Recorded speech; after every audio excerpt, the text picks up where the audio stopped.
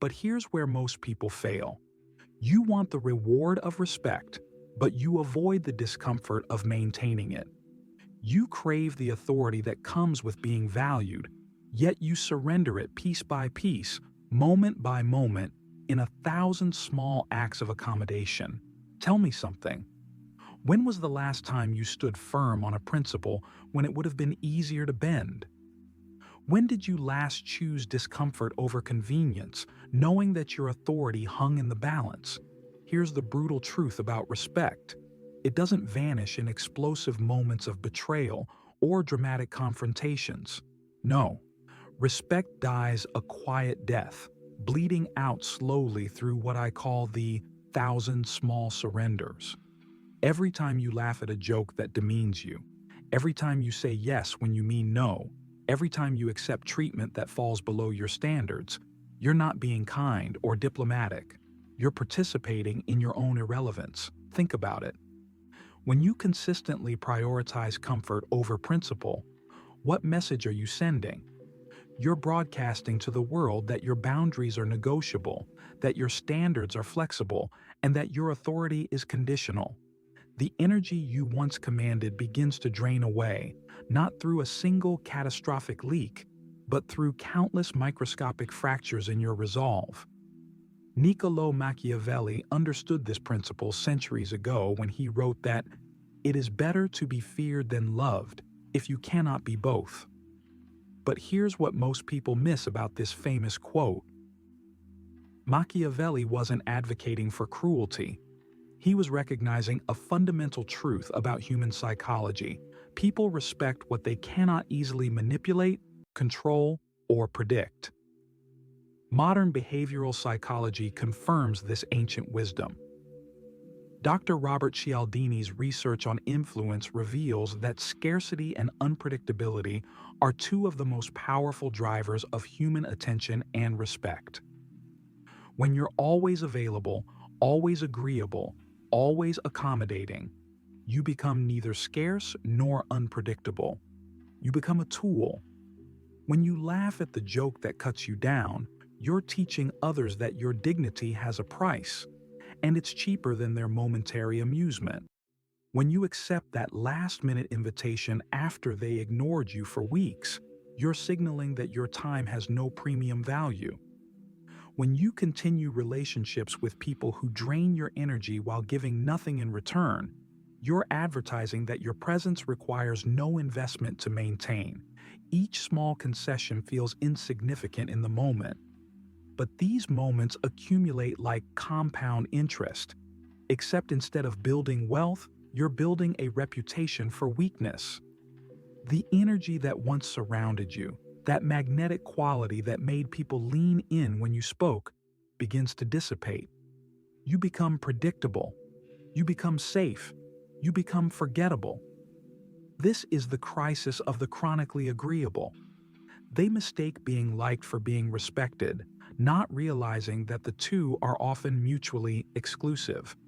The person who never says no becomes the person everyone expects to say yes. The individual who never creates tension becomes the one everyone takes for granted. Here's the sober reality that most people refuse to face. The masses don't respect the agreeable. They use them. They don't admire patience. They exploit it. They don't treasure kindness. They assume it. When you become completely predictable in your accommodations, when you're always available at the cost of your own priorities, when you justify every decision to anyone who questions it, you're not building relationships. You're auditioning for the role of supporting character in everyone else's story. The consequence? You fade into the background of your own life. People stop asking for your opinion because they already know you'll agree. They stop inviting you to important conversations because they know you won't challenge anything. They stop seeing you as a peer because you've trained them to see you as a resource. But here's the powerful secret that changes everything. Respect isn't earned through accommodation. It's commanded through selective unavailability. The moment you become strategically unpredictable, the moment you introduce the element of scarcity into your interactions, The moment you stop explaining yourself to people who haven't earned an explanation, that's when the dynamic shifts. Now, pause for a moment. Think about the people in your life who command your respect. Are they the ones who always say yes? Are they the ones who never create friction? Or are they the ones who have clear boundaries, who say no without guilt, who maintain their standards regardless of social pressure? The answer reveals something uncomfortable about human nature. We respect what we cannot easily control. We value what we cannot easily access. We remember what we cannot easily predict. Consider this. When someone always agrees with you, how do you really feel about their opinions? When someone never challenges your ideas, how much do you value their input? When someone is always available to you, how often do you think about them when they're not around? This is where the psychology becomes truly dark. The person who sacrifices their boundaries for social harmony doesn't achieve harmony, they achieve invisibility. They become the backdrop against which others live their more interesting lives. They become the reliable constant that others ignore while focusing on the variables that demand their attention. Every time you avoid a difficult conversation to maintain peace, you're choosing temporary comfort over long-term respect. Every time you accept poor treatment because confrontation feels too risky, you're trading your authority for the illusion of safety. Every time you say, "it's fine," when it's clearly not fine, you're teaching the world that your standards are negotiable.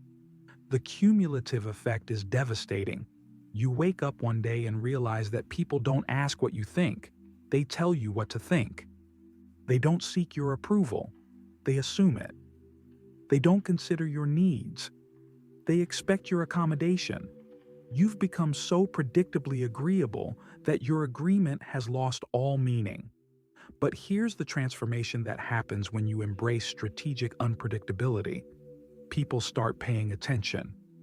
When you're no longer guaranteed to say yes, your yes becomes valuable. When you're no longer certain to accommodate, your accommodation becomes appreciated. When you're no longer predictable in your responses, your presence becomes magnetic. This isn't about becoming cruel or manipulative. It's about understanding that respect requires tension, value requires scarcity, and authority requires the willingness to be occasionally uncomfortable.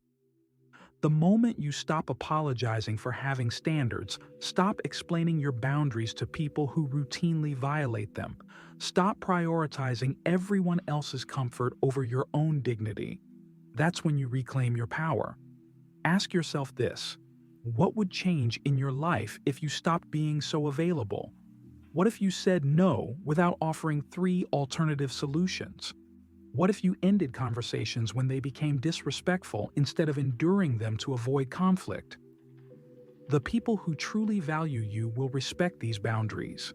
The people who don't, well, they've just revealed that they were never really valuing you anyway.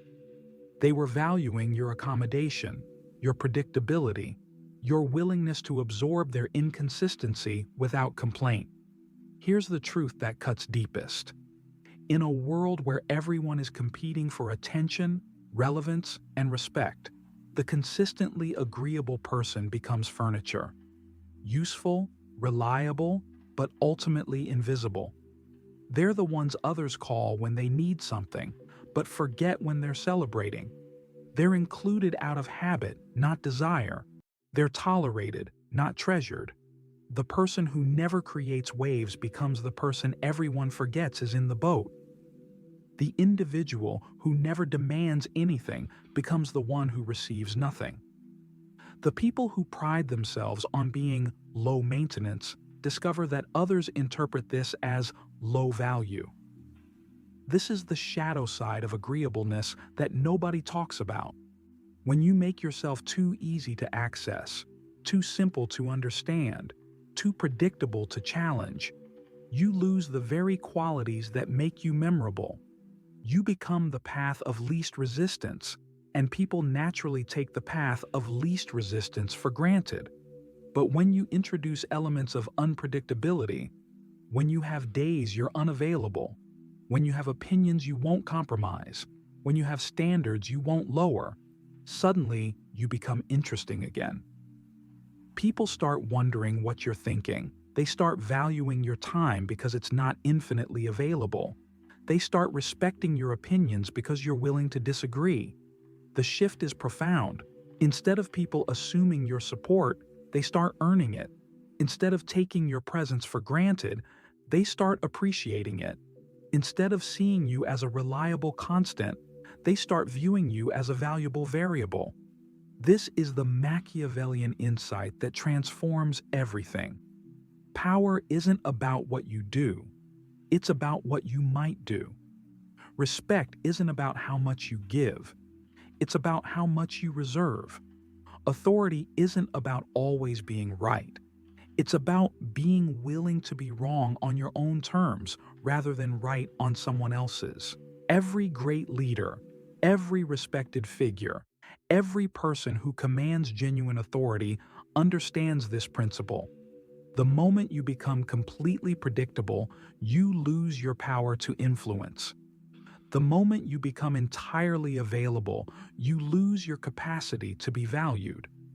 The moment you become wholly accommodating, you lose your ability to be respected. This isn't cynicism, it's strategy. This isn't manipulation, it's self-preservation. This isn't cruelty, it's clarity about how respect actually works in the real world, not in the fantasy world where everyone appreciates unlimited kindness and boundless availability. The people who matter, the ones worth having in your life, will respect your boundaries. They'll value your selective availability. They'll appreciate that you have standards, and that meeting those standards grants them access to something genuinely valuable: your authentic presence, your genuine attention, your real respect. So here's the question that will determine your future. Are you willing to be occasionally uncomfortable to maintain your authority? Are you prepared to have some people think you're difficult so that the right people will think you're valuable? Because here's what happens to people who choose comfort over character, accommodation over authority, agreeableness over respect. They fade. They become extras in other people's stories.